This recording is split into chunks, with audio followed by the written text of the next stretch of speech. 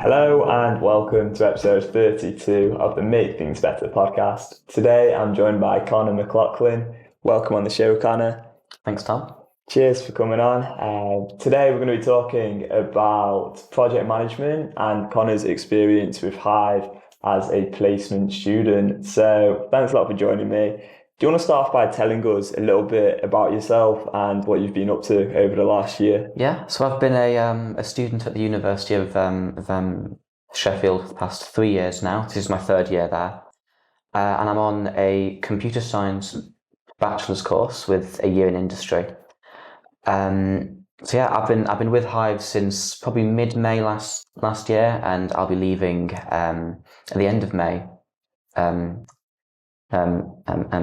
This year. So I've only got about 2 weeks left. Yeah, it's going to be a shame to see you go. Hopefully you've had a good experience with us, and it'll be interesting to sort of explore a bit more about what you've took away from this last year.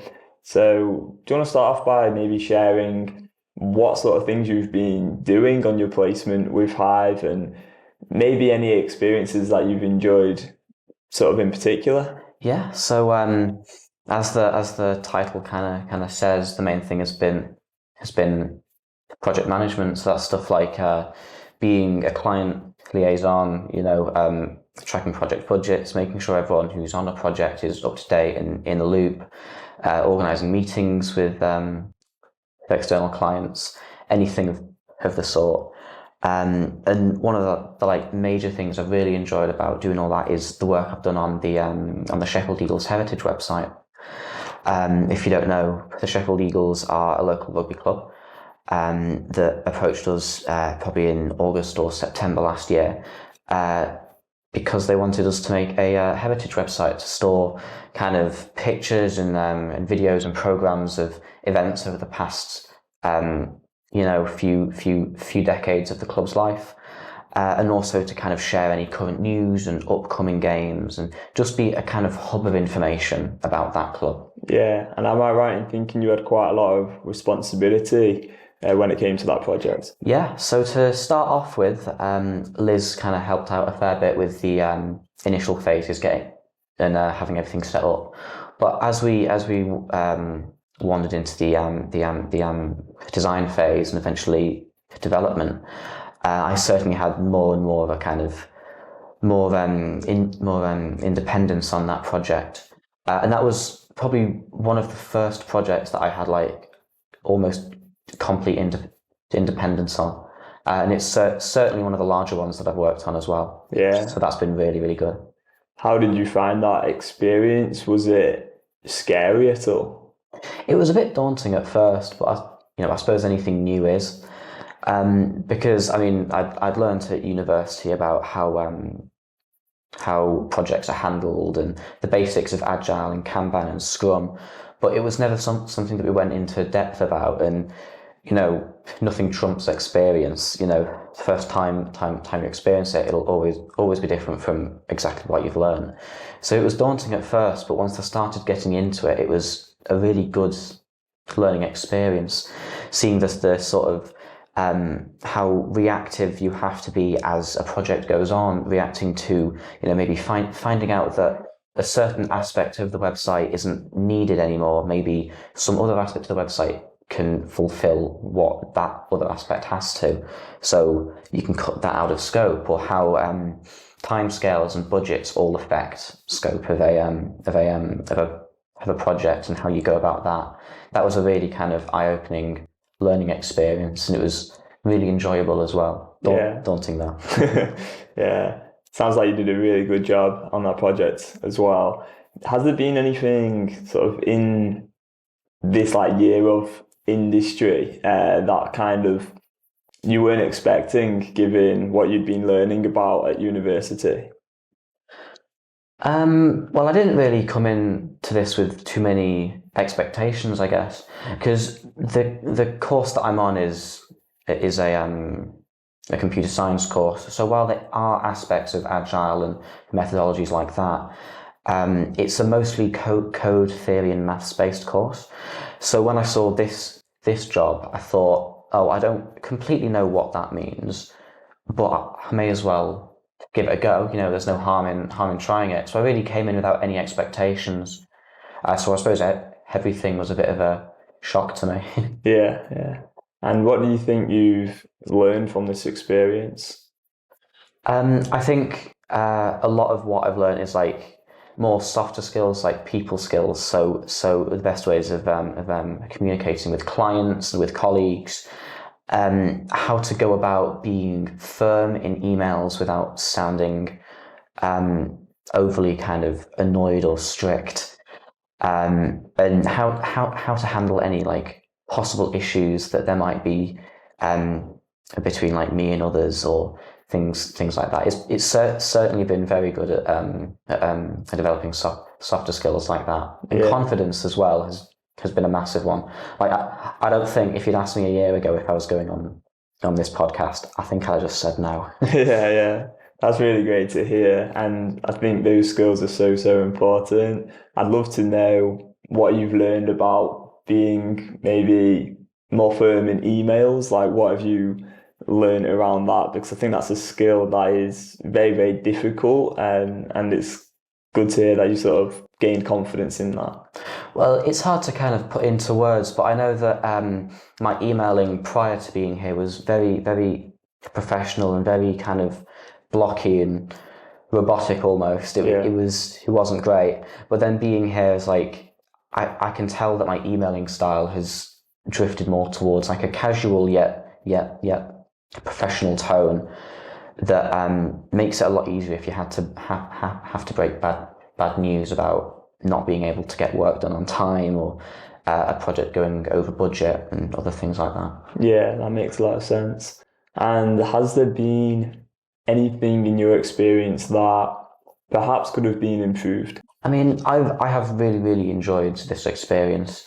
I can't think too much on things that I say would need to be kind of improved or worked on. I know that I've been asked about feedback and I've put thought into it. I'm like, well, I can't think of anything.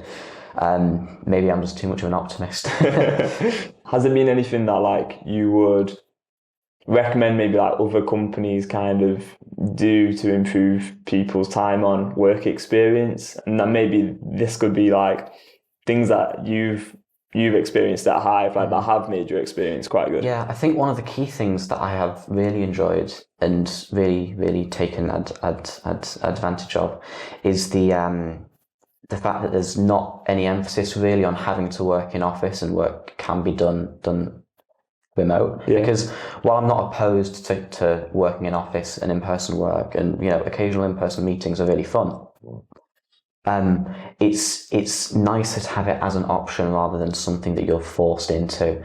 Like it's become something now that if I look for future jobs, it's something that I've really enjoyed here, and it's something that I'll look for in other jobs in the future. Yeah, brilliant. And talking about future jobs, have you got more of a sense of what sort of work you would like to do in the future? I'm still very open, honestly. So I've got my last year of university that starts in September time, where I've picked a bunch of modules that are all very new to me and out there that I'm looking forward to. So maybe project management is for me. Maybe I'll end up doing something in like AI next year that really interests me.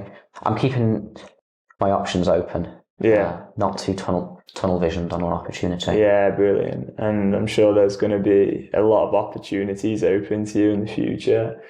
And what tips would you give to other people who are considering having a year in industry?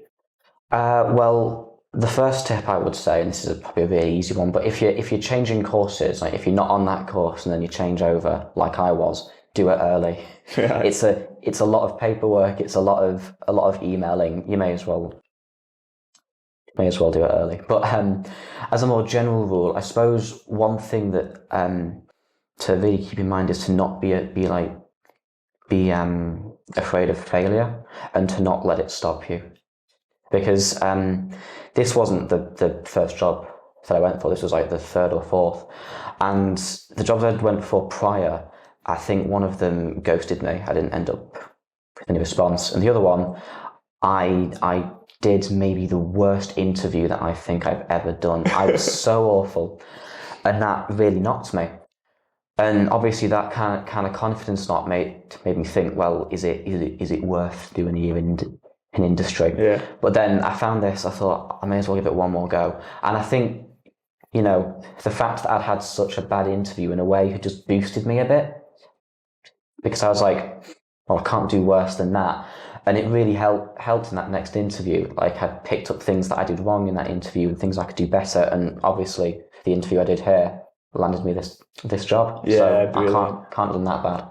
Yeah, absolutely. So sort of not looking at those sort of times where you don't get a job as like a failure as such, but instead of just an opportunity to learn and then take what you learn from that. Yeah, and I think it's especially important because for I mean, I know lots of people have part-time jobs throughout college and into uni, but for some people, applying to jobs in that year in industry might be the first time that they're going through an experience like that, which can just add on to how daunting it is.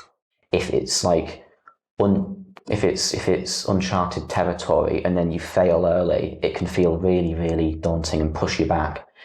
But then, you know, after you've failed once, you'll do better the next time. And if you fail again, you'll do better after that. It's always a learning experience. Yeah, absolutely.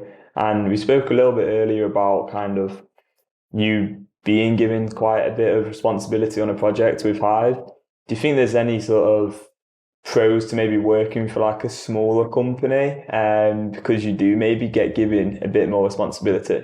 I think, yeah, because I know that, or I'm assuming if I'd worked somewhere larger like IBM, that I know a lot of students end up going to, I may not have gotten that same level of responsibility. And while extra responsibility is more work, it builds trust with that company easier, and it makes you feel more welcomed and happier to work there.